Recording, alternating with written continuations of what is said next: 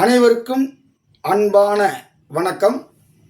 ஜோதிட சாஸ்திரத்திலே குடும்ப வாழ்க்கை என்பது ஒரு மனிதனுக்கு எப்படி அமையும் என்பதை நம்முடைய முன்னோர்கள் பல லட்சக்கணக்கான ஜோதிட சுருதிகளை பல நூல்களில் எழுதியிருக்கிறார்கள்.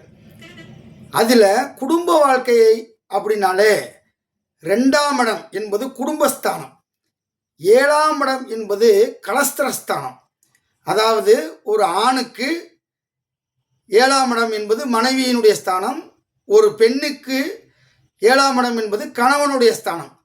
அந்த ஸ்தானத்திலே நன்றாக இருந்தால் மட்டும்தான் வாழ்க்கை என்பது அவர்களுக்கு மகிழ்ச்சியாகவும் சந்தோஷமாகவும் இருக்கிறது. அதுக்கு பல ஜோதிட புத்தகங்களில் அந்த 7ஆம் பாவகத்துக்கு நிறையா செய்திகளை நம்ம முன்னோர்கள் நூட்பாவில் எழுதி வச்சுருக்காங்க. அதில் ஒரே ஒரு செய்தியை மட்டும்தான் உங்ககிட்ட இன்னைக்கு நான் சொல்ல விரும்புகிறேன். அதாவது 7ஆம் இடத்தினுடைய அதிபதி 2ஆம் இடத்தில் அமர்ந்து அந்த 2ஆம் இடத்தில் பாவக்கிரகங்களும் அமர்ந்து அதை செவ்வாய் பார்த்து விட்டால், லக்னாதிபதி 6, 8, 12 மறைந்திருந்தால், அதாவது 7ஆம் அதிபதி 2ஆம் இடத்துல இருக்கணும், அந்த 2ஆம் இடத்தின் அதிபதியோட பாவர்கள் சேர்ந்திருக்கணும், லக்னாதிபதி 6, 8, 12 இருக்கணும்.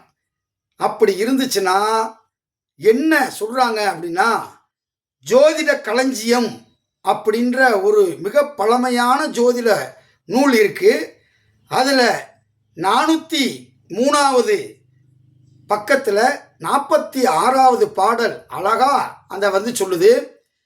7ஆம் இடத்தோன் பாவருடன் இருக்க சேய் பார்க்க குழுமம் உபச்சார தொழிலால் சுதனும் உண்டாமென சொல்வர்.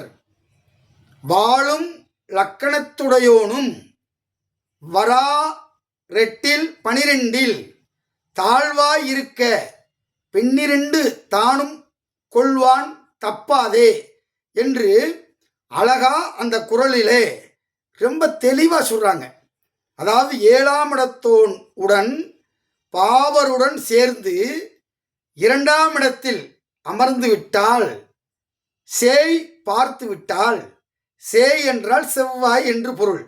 அப்படி செவ்வாய் பார்த்து விட்டால் குழுமம்னா குடும்பம், அவனுக்கு வாய்க்கக்கூடிய மனைவி தப்பான உறவாலே சுதனும் உண்டாம் என சொல்வர். சுதன் அப்படின்னா பிள்ளை பிறக்கும் அப்படின்னு அர்த்தம். அதாவது இவனுக்கு பிறந்த பிள்ளைன்னு சொல்லி வளர்த்துக்கிட்டு இருப்பான். ஆனால் இவனுக்கு பிறந்த பிள்ளை இல்லை. அது தப்பான உறவாலே விபச்சார தொழிலாலே அவனுக்கு அந்த குழந்தை பிறந்திருக்கிறது என்று இந்த நூற்பாவிலே மிக தெளிவாக சொல்கிறது. மறுபடியும் உங்களுக்கு நான் சொல்ல விரும்புகிறேன்.